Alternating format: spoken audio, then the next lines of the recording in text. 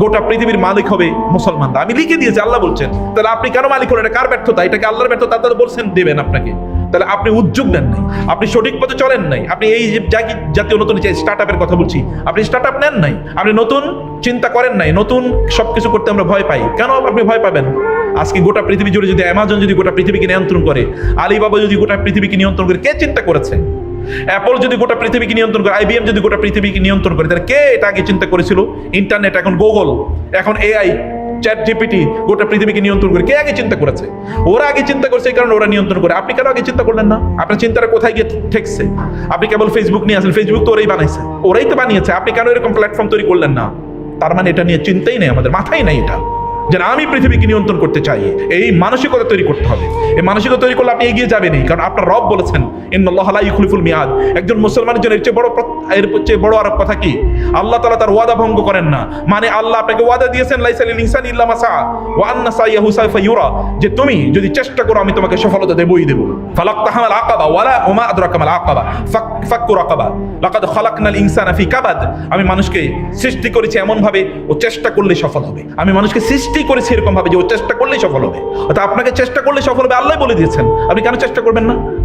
আপনি মনে করছেন যে আপনি যে ফেসবুকে সময় দিচ্ছেন, আপনি হয় you are either purchaser, you are consumer or your product itself. আপনি হয় প্রোডাক্ট কিনতেছেন অথবা আপনি নিজেই প্রোডাক্ট হয়ে যাচ্ছেন। কিভাবে জানেন? আপনি যখন কারো ফেসবুকে যখন লাইক দিচ্ছেন, কমেন্ট করছেন, যখন আপনি কোনো রিলস দেখছেন, ইউটিউবে ভিডিও দেখছেন, তখন কি আপনি আপনার নিজের বিক্রি করে দেন নাই? দিচ্ছেন কিনা? আপনার বুঝেন নাই বিক্রি করছেন কিনা? কেউ না কেউ আপনাকে কিনছে, মানে আপনাকে কেউ না কেউ বিক্রি করে দিচ্ছে। কারণ আপনি যখন দেখছেন তখন এটা দিয়ে কেউ টাকা ইনকাম করছে। এটা আপনি যার ভিডিও দেখছেন সে টাকা ইনকাম না করলে ইউটিউব নিজে টাকা ইনকাম করছে। কারণ ইউটিউব এটা দেখায়, দেখো আমার এখানে সকল মানুষ এখন ইউটিউবে চলে এসে, এখন টেলিভিশন দেখে না। অতএব তোমরা আমার এখানে বিজ্ঞাপন দেয়। এখন মানুষ টেলিভিশনে বিজ্ঞাপন দেন, ইউটিউবে বিজ্ঞাপন দেয়। এখন ইউটিউব আপনাদেরকে পেও করে। আপনি যখন ইউটিউবের চ্যানেল থাকে আপনার পে করে, ও টাকা ইনকাম করে করতে, ও তো কোম্পানির কাছ থেকে টাকা নেয়। তার মানে you are already sold out. আপনি কেন সোল্ড আউট হচ্ছেন? আপনি কেন নিজে সেলার হচ্ছেন না? আপনি কেন বিক্রেতা হচ্ছেন? আপনি কেন এত ক্রেতা হন? আপনি কেন এত কনজিউমার? Obsessive consumerism. কেবল আমি বাজারে যাই কেনার জন্য। কারণ আপনি বাজারে কিছু বিক্রি করার জন্য যেতে পারেন না? আপনি বাজারে পণ্য বিক্রি করতে পারেন না? আপনি এত বেশি ক্রেতা হলেন কেন? মুসলমানরা তো ক্রেতা জাতি না, মুসলমান তো বিক্রেতা জাতি। অতএব আপনি আল্লাহ সুবহানাহু ক্রেতা। ইন্নাল্লাহা আশতারা মিনাল মুমিনিনা আনফুসাহুম ওয়া আমওয়ালাহুম বিআন্না লাহুমুল জান্নাহ। আল্লাহ তাআলা মুসলমানদের কাছ থেকে কিনে নিয়েছেন। মুসলমানরা বিক্রেতা, আল্লাহ তাআলা ক্রেতা। আপনারা বিক্রি করলেন, বিক্রির পণ্য আপনারা নির্মাণ করেন, তৈরি করেন। এরকম ব্র্যান্ড, হাজার ব্র্যান্ড আপনারা তৈরি করেন। হাজার ব্র্যান্ড তৈরি করে আপনারা প্রচুর পরিমাণ সম্পদের মালিক হন। কিন্তু আগেই বলছি মিনিং, সম্পদের মানে কি? সম্পদ কেন ইনকাম করছেন? সিনেমা দেখার জন্য? বাসায় একটা বড় টেলিভিশন কিনে নেবেন এই জন্যে? একটা মোবাইল মানে আইফোন 17 এবার বাজারে এসে না কিনলে আপনার আত্মহত্যা করা উচিত। কারণ একটা আইফোন 17 নাই, আমার জীবন দিয়ে লাভ, এই জীবন দিয়ে করবো কি? এরকম একটা ভাব তৈরি হয়েছে। আপনি আইফোন 17 কিনে টাকা ওর পকেটে কেন দেন? আপনি নিজে এরকম একটা ব্র্যান্ড 2 লাখ টাকা দিয়ে কিনা করা যায়। 2 লাখ টাকা দিয়ে আপনি দেখেন জুসের কমপক্ষে 10টা দোকান দেওয়া যায়। এখন 10, 15, 20 হাজার টাকা দিয়ে একটা জুসের দোকান দেওয়া যায়। আপনি জুসের দোকান দিয়ে দেখেন না, একটা ভালো জায়গায় দিয়ে দেখেন আপনার ডেইলি কত ইনকাম হয়। ডেইলি কমপক্ষে 2,000 টাকা ইনকাম হবে। মাসে আপনার 60,000 টাকা ইনকাম হবে। আপনার মাসে 60,000 টাকা ইনকাম হবে। তাহলে আপনি সেটা কেন করবেন? আপনি এরকম ছোট করেন। আপনি কোনো একটা টং দোকান বানিয়ে দেন একজনকে, মানে আপনি ফেরি করে বিক্রি করার জন্য 5টা এলাকা থেকে 5টা ছেলেকে নিয়ে আসেন, যে আমি তোমাকে ভ্যান কিনে দিলাম, তুমি ফেরি করে বিক্রি করো। প্রতিদিন যা লাভ হবে আমি তোমাকে ইনভেস্টমেন্ট দেবো, যা লাভ হবে তুমি আমাকে 50 দেবা, তুমি 50% নেবা। করতে পারেন। আইডিয়ার অভাব তো নাই। আপনি চিন্তা করে দেখেন, আইডিয়া আপনাকে দেবে। আর এখন তো AI এর জিজ্ঞেস করলে ও নিজে কয়টা আইডিয়া আপনি দিয়ে দেবে, সমস্যা নাই। কিন্তু যেটা বলছি, আপনার নিজের মধ্যে এই কনসার্ন, আপনার মধ্যে অবশ্যই কনসার্ন থাকা দরকার। আচ্ছা, সময় আমি বেশি নিতে চাই না। আপনাদের তো নিশ্চয়ই প্রচন্ড ক্ষুধা লাগছে, তাই না? ক্ষুধার্ত মানুষরা তো সবসময় কি, hungry man is always an angry man. Hungry এরকম নাকি? ক্ষুধা লাগছে বেশি? অনেকে বলে না, কারণ তারা নিশ্চিত যে ক্ষুধা লাগছে, এখানে কিচ্ছু বলে না। আবার বলে যে এগুলি কি কয়, আমরা শুনতে আইছি কি, আর এগুলো কি বলে নাকি? হ্যাঁ, আপনাদেরকে কথা শুনতে আপনাকে আমি দ্রুত বলে ফেলছি, এতে সমস্যা হচ্ছে? আচ্ছা, আপনারা বুঝতে পারছেন কথা? আচ্ছা, যাই হোক, যখন খারাপ লাগবে তখন সবাই একসাথে বের হয়ে যাবেন, কোনো সমস্যা নেই, আমি মাইন্ড করবো না ইনশাআল্লাহ। 3 নম্বরে মানুষ যার জন্য হাংরি, সেটা হচ্ছে যে ফ্রিডম অ্যান্ড ডিগনিটি। ফ্রিডম এবং ডিগনিটি। মানুষ ডিগনিটির পেছনে খোঁজে, মানুষ স্বাধীনতার পেছনে খোঁজে।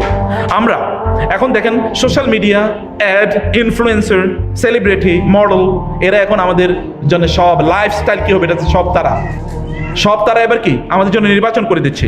আপনি কি ড্রেস বাজারে এসে ইন করছে কি, যেমন আমাদের বোনরা এখন ওই মডেল তারকা, এই ইন্ডিয়ান কোনো তারকা মহিলা, তার নামে একটা ড্রেস এসে, অতএব এটা কেনাই লাগবে বাজারে। এটা চলে এসছে। অর্থাৎ ধরেন কি কথাবার্তা বলে, কিভাবে বললে স্মার্ট হবে। যেমন এখন জানেন আপনারা, দেখেন গালি গালাজ হলো স্মার্ট ল্যাঙ্গুয়েজ। এখনকার ইয়াং জেনারেশন ওরা তার বন্ধু বান্ধবের গালি দেয় এবং হারাম জাতীয় গালি দেওয়ার পরে মনে আমি স্মার্ট হয়ে গেছি। এগুলো চলে এসছে। আপনি কি রিলেশন মেনটেন করে আপনি কুল হবেন, কুল, এটা বাজারে চলে এসছে। হারাম রিলেশনটাকে, হারাম জিনিসগুলোকে নর্মাল করে দেওয়া হয়েছে। এভরি হারাম ইজ নর্মালাইজড। প্রত্যেকটা হারামকেই একেবারে নর্মাল করে উপস্থাপন করা হয়েছে। এগুলো বাজারে সবকিছু আসছে। এগুলোতে আমরা সত্যিকার অর্থে আমাদের স্বাধীনতাকে আমরা এগুলোর কাছে একেবারে বিক্রি করে দিচ্ছি। আপনি জানেন আপনি এখন নিজে চুজ করতে পারছেন না। আপনি নিজে চুজ করতে পারছেন না। যে বোনেরা বলেন তো আপনারা এখন নিজেরা চুজ করেন কিনা? আপনি কোন কসমেটিক্স কেনবেন, এটা তো ওই মহিলা কোন কসমেটিক্সের সেই বিজ্ঞাপন দিয়ে এটা আপনি দেখে কেনেন।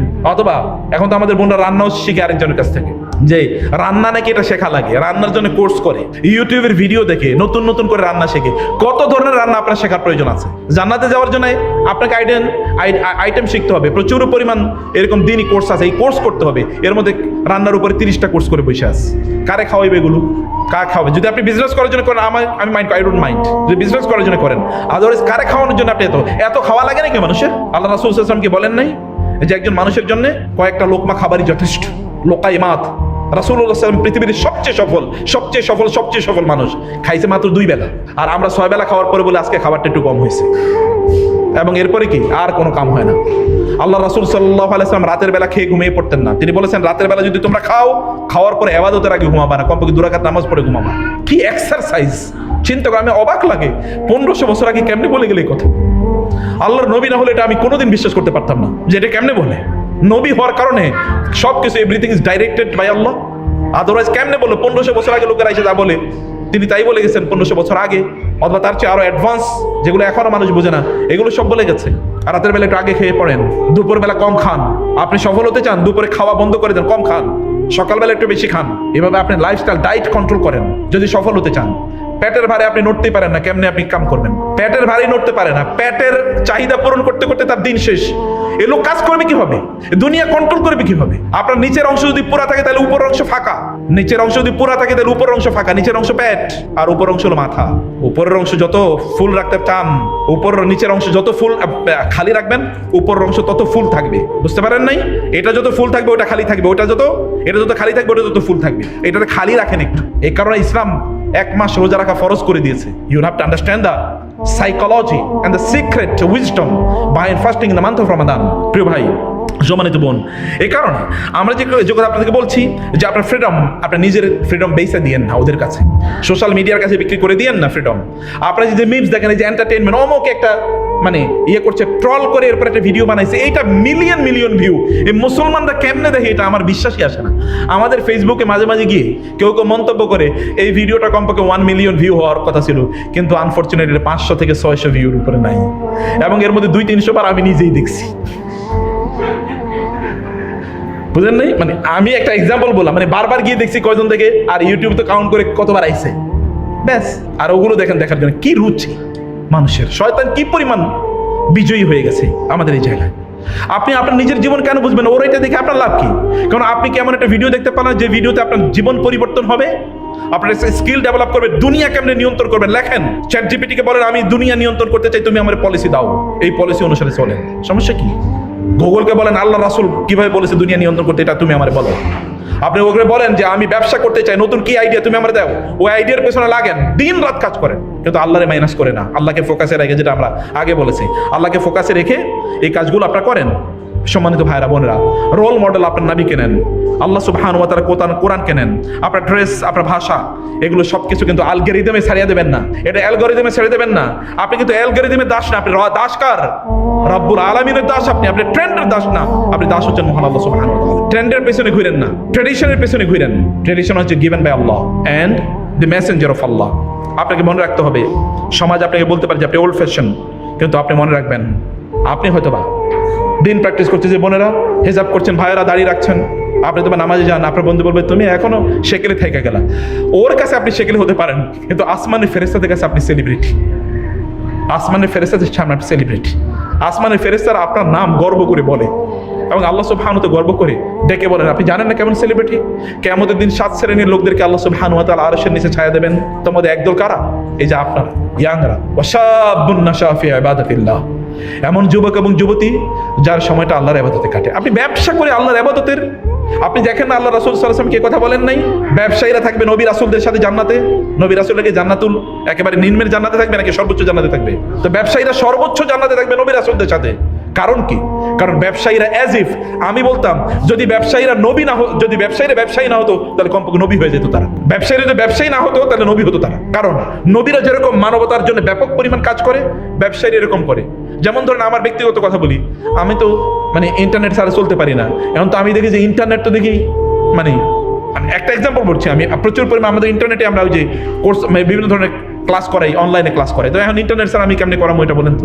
যেই ব্যবসাটা শুরু করছে ও যদি সত্যি করতে মুসলমান হতো তাহলে তো নবীর মতো কাজ করে ফেলছে। যে বেটা ইউটিউব বানাইছে, আপনি বলেন তো 1000 কোটি ইসলামিক টেলিভিশন নামে, ইসলামিক টেলিভিশন নাম দিয়ে চালাইলে যা হতো, একটা ইউটিউব তার চেয়ে বেশি করছে কিনা? আপনাদের এখানে অধিকাংশকে যদি জিজ্ঞেস করি আপনারা দিন শিখছেন কোত্থেকে, আপনি বলবেন অধিকাংশ ইউটিউবের ভিডিও দেখা। এরকম বলবেন না আপনারা? তো ইউটিউবের ভিডিও এটি কোনো মাদ্রাসার নাম নাকি? কিন্তু এটা মাদ্রাসা হচ্ছে অনেক বড় মাদ্রাসা। তাহলে এই ইউটিউবের মালিক যদি সত্যি করতে যদি দিনদার হতো তাহলে ও জান্নাতুল ফেরদৌসে নবীদের সাথে থাকার কথা না? কথা তো। আপনাদেরকে এরকম প্যারালাল জায়গা, নবী রাসূলদের মতো সাথে থাকার মতো একটা জায়গা কিন্তু আপনাদের আছে। আমি সেই জায়গায় বলছি যে আপনারা আল্লাহ সুবহানাহু ওয়া তাআলা বান্দা আপনারা হয়ে গেলেই কেবলমাত্র যেই, আমি কিন্তু 4টা মানে হাঙ্গারের কথা বলেছি। একটা হচ্ছে মিনিং, 2 নম্বর হচ্ছে বিলঙ্গিং, লাভ এন্ড বিলঙ্গিং, 3 নম্বর কি বলেছি ফ্রিডম এন্ড ডিগনিটি, এবং 4 নম্বর যেটা বলছি তা হচ্ছে কন্ট্রিবিউশন, গ্রেটনেস এন্ড কন্ট্রিবিউশন। আপনি কি বড় কি করছেন সমাজের জন্য, আপনি কি করছেন? আপনি কোরআন ওই আয়াতটি সূরা বাকারার ওই আয়াতটি পড়েন নাই যেখানে আল্লাহ সুবহানাহু ওয়া তাআলা বলছেন কুনতুম খায়রা উম্মাতিন উখরিজাত লিন-নাস, তোমরা শ্রেষ্ঠতম জাতি হতে পারবা যদি তোমরা মানুষের সেবা করো।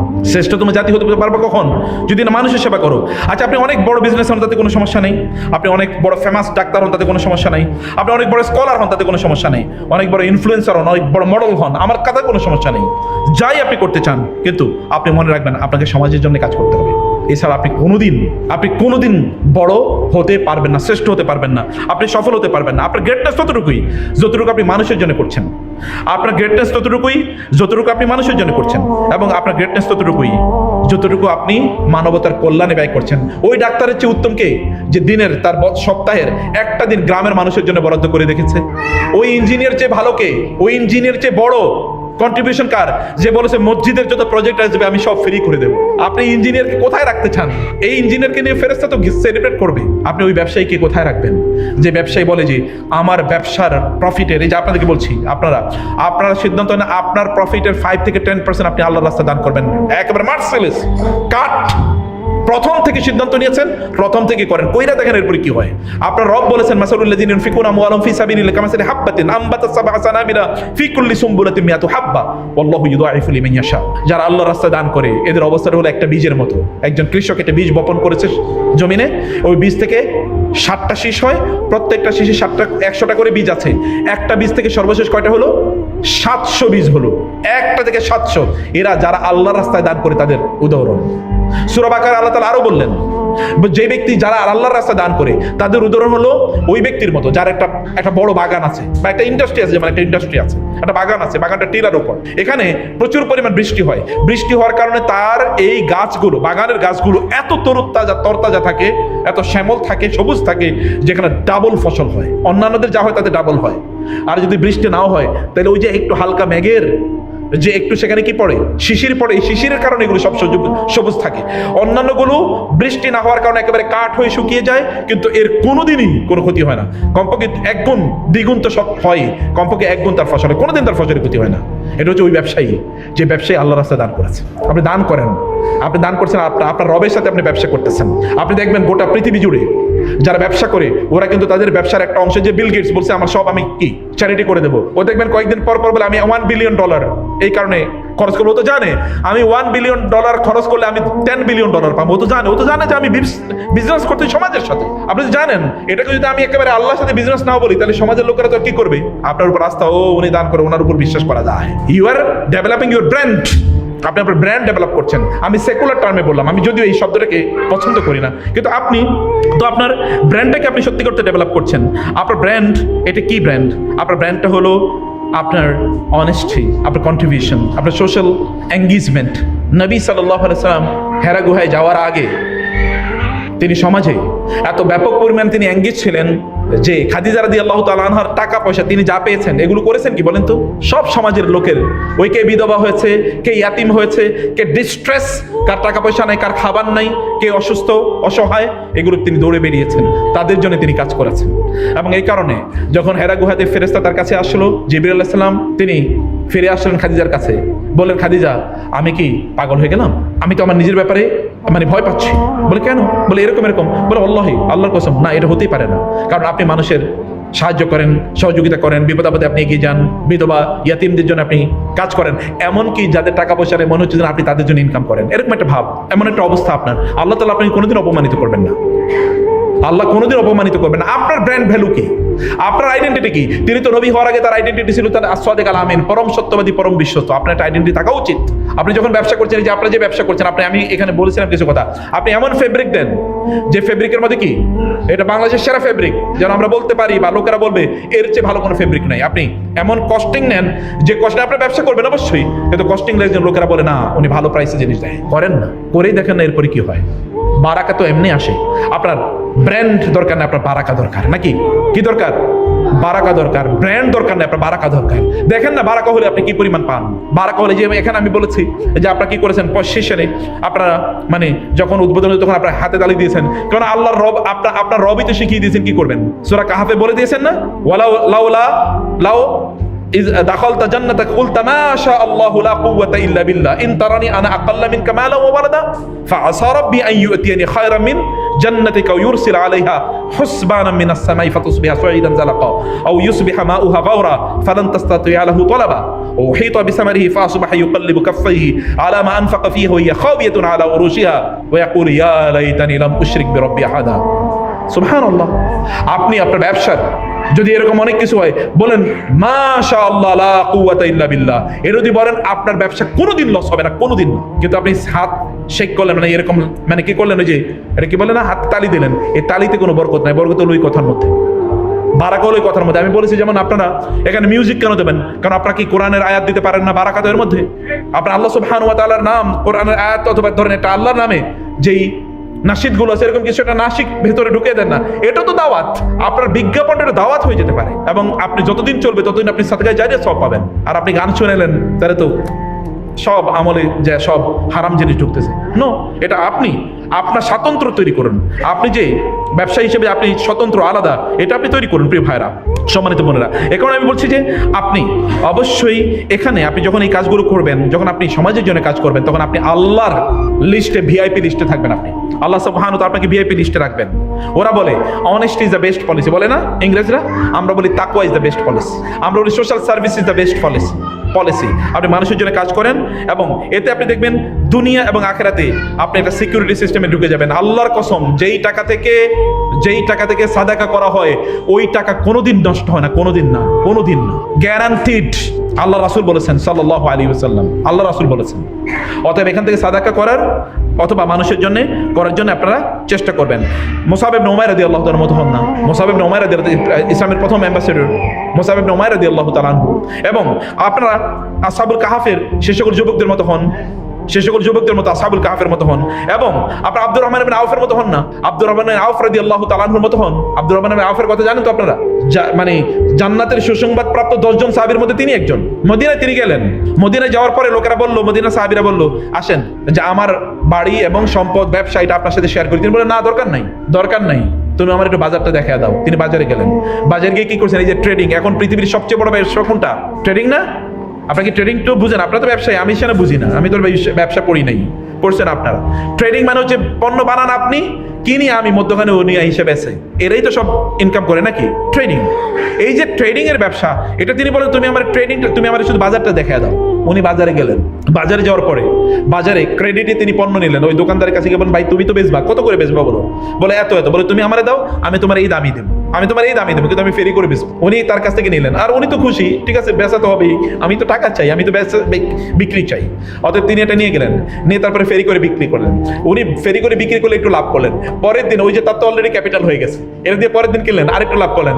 এরপরে তিনি মদিনার 1 নম্বর ধনী হয়ে গেছেন। আমরা বলি জিরো থেকে হিরো, জিরো থেকে you can become, there are examples, zero থেকে হিরো। কিন্তু এফর্ট নিতে হবে, উদ্যোগ নিতে হবে, আপনাকে কাজ করতে হবে। সালমান আল ফারিসি মানে আব্দুর রহমান আউফ রাদিয়াল্লাহু তাআলা আনহু এর মতো আপনাকে অবশ্যই করতে হবে। এই কারণে আমরা হচ্ছে হালাল ট্রেড করেন, যেই ট্রেডের মধ্যে হালাল আছে এটাকে আপনি করেন। আপনার বিজনেস প্রকল্পটা কেবলমাত্র বিজনেস প্রকল্প না থাকুক, এটা একটা জান্নাতি প্রকল্প হয়ে যাক। বিজনেসের মাধ্যমে আপনি জান্নাত খোঁজেন না, সমস্যাটা কি রে ভাই? কেবল আপনার মসজিদের ইমাম হয়ে জান্নাত খোঁজা লাগে? কেবল আপনার ওয়াইজ হয়ে, কেবলমাত্র ইসলামের বক্তা হয়ে, কেবল আলেম হয়ে জান্নাত খোঁজা লাগে? আপনাকে জান্নাত খোঁজা তো বিজনেস, আপনি বলেন যে আমরা বিজনেসের মাধ্যমে জান্নাতে যেতে চাই, দিস ইজ মাই জান্নাতি প্রজেক্ট, এটা বলেন, মন থেকে বলেন এটা আমার জান্নাতি প্রজেক্ট, এবং দেখেন না আপনি বারাকা কিভাবে পান।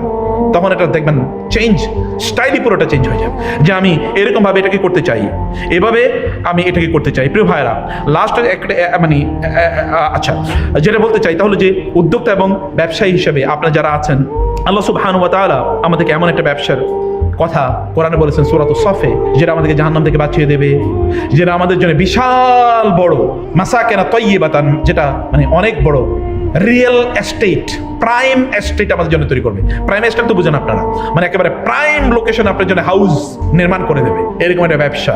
সে ব্যবসা হলো আল্লাহ সুবহানাহু ওয়া তাআলা এর সাথে এরকম একটা ব্যবসা করা। আপনি এই ব্যবসা করার জন্য যেটাই আপনি করেন না কেন, আপনি ছোট করে শুরু করেন, কিন্তু আল্লাহ সুবহানাহুর সাথে এটাকে ট্যাগ করে দেন, যে কানেকশনের কথা আমরা বলেছি। আল্লাহকে ভয় করেন, যাই আপনি বিক্রি করবেন না কেন কোনোভাবেই আপনি হারাম কোনো উপায় অবলম্বন করবেন না, হারাম কোনো পণ্য বেচবেন না, হারাম কোনো উপায় আপনি অবলম্বন করবেন না, এবং আপনি আল্লাহর সাথে প্রতিজ্ঞা করেন আমি একটা ফটো মিথ্যা কথা বলবো না, একটা ফটো মিথ্যা বলবেন না। আপনি যা ফেব্রিক আনসেনিটি লিখবেন, আপনি যতটুকু মান এখানে দিচ্ছেন ততটুকু আপনি লিখবেন, যতটুকু সাইজ আছে ততটুকু লিখবেন, এরকম সব একেবারে এভরিথিং ইজ ক্লিয়ার। কোথাও আল্লাহকে ভয় করে সব কিছু যদি আপনি এভাবে নিয়ন্ত্রণ করেন, তাহলে আপনি দেখবেন আপনি প্রথম দিকে হয়তো একটু পিছিয়ে যাবেন। একজন ব্যক্তি তিনি এসে আমাদেরকে বলছিলেন যে ব্যবসা করতে চাই এরকম এরকম, কিন্তু ওইরকম এত হালাল উপায়ে কি ব্যবসা করা যায় নাকি? এত হালাল উপায় না, আপনি টাইট করে হালাল উপায়ে ব্যবসা করেন। প্রথম দিক দিয়ে তার একটু খারাপ ছিল অবস্থা, কিন্তু পরে তিনি এসে বলে আমি তো প্রচুর পরিমাণ বারাকা পাচ্ছি। কিরকম বলে, এখন দূর দূরান্ত থেকে লোকেরা আমার এখানে আসে, যে অমকের কাছে গেলে নিশ্চিত যে এই লোকটা আমাকে ধোকা দেবে না, আমি তার কাছে সবচেয়ে ভালো পণ্য পাবো। ব্যাপারটা কিরকম না বলেন তো? আমরা জিনিসের এই যে ধরেন অনেক ব্র্যান্ডের জিনিস আমরা কিনি, আসলে ব্র্যান্ডের জিনিস যেটা আমরা কিনি এটা যদি নন ব্র্যান্ড হয় তাহলে একই জিনিস নন ব্র্যান্ডের দাম কমবে না বাড়বে? কমবে। কেন কমবে? একই তো জিনিস, ও ব্র্যান্ড ভ্যালু বাড়াইছে। আমরা বলছি যে আপনি ব্র্যান্ড ভ্যালু না বাড়ায় বারাকা ভ্যালু বাড়ান। আপনি ব্র্যান্ড নাইলে বলেন, নাইলে বললেন বা না বলেন, আপনি বারাকা ভ্যালু বাড়ান, যে না বা তাকওয়া ভ্যালু বাড়ান, যে না এই লোক কোনোদিন ধোকা দেবে না, এই লোক কোনোভাবে আমাদেরকে ইয়ে করবে না, আমাদের কোনোভাবে ক্ষতি করবে না। লাস্ট পয়েন্টটা বলে একটু শেষ করে দিই, তাহলে আপনারা যারা স্টুডেন্ট আছেন, এখানে যারা পড়াশোনা করছেন, ব্যবসার বাইরেও যারা পড়াশোনা করছেন, জীবনটাকে কেবলমাত্র ক্লাস, অ্যাসাইনমেন্ট এবং সিজিপিএ, জিপিএ এবং আড্ডা, ফ্রেমিক্সিং, ক্লাব অ্যাক্টিভিটি, ওটিটি, গেম অথবা পাবজি এগুলোর মধ্যে একেবারে সীমাবদ্ধ করে রাখবেন না প্লিজ। আপনার জীবনের এর চেয়ে আর অনেক বড় লক্ষ্য আছে। আপনি কি আল বেরুনির দিকে তাকান না? ইবনে রাজি, ইবনে সেনা, আল খাওয়ারিজম, তার দিকে তাকাতে পারেন। অ্যালগরিদম, এখন যেটা অ্যালগরিদম আমরা বলি, আল খাওয়ারিজম মুসলমান বিজ্ঞানী, তার নামেই অ্যালগরিদম, শব্দটাই অ্যালগরিদম শব্দটাও তার নাম থেকে নেয়া। আপনি তাদের দিকে তাকিয়ে দেখেন না তারা পৃথিবীকে কীভাবে নিয়ন্ত্রণ করছে। আপনি সেরকম হন না, সেরকম হওয়া তো আপনার জন্য সহজ, কারণ আল্লাহ সুবহানাহু ওয়া তাআলা আপনাকে অবশ্যই আপনাকে সেভাবেই নির্মাণ করেছেন। আল্লাহ তাআলা আপনাকে সেই সম্ভাবনা দিয়েই তৈরি করেছেন। আপনি কেবলমাত্র এর মধ্যে যদি আপনি ঢুকে যান তাহলে আপনি শেষ হয়ে যাবেন। একজন বন্ধু তার আরেকজন বন্ধুকে, ও কেবলমাত্র এরকম মানে উড়াধুরা জীবন যাপন করে, তারা বলে যে বন্ধু চলো তোমাকে একটা আলোচনা সেশনে নিয়ে যাই, সেটা হচ্ছে মৃত্যুর স্মরণ এবং তওবা।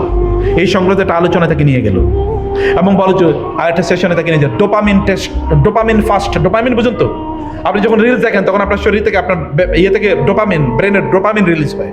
ডোপামিন যখন রিলিজ হয় তখন আপনি ওটার প্রতি অ্যাডিক্টেড হয়ে যান। ওটা ভালো লাগে, ইনস্ট্যান্ট ভালো লাগা ডোপামিনকে রিলিজ করে, তখন আপনি অ্যাডিক্টেড হয়ে যান, ওকে তার বেরোতে পারছেন। বলে চলো ডোপামিন ফাস্টিং। ডোপামিন ফাস্টিং মানে কি? ইনস্ট্যান্ট ডোপামিন রিলিজ হয় এমন কোনো জিনিস আমি করবো না, 1 সপ্তাহ করো।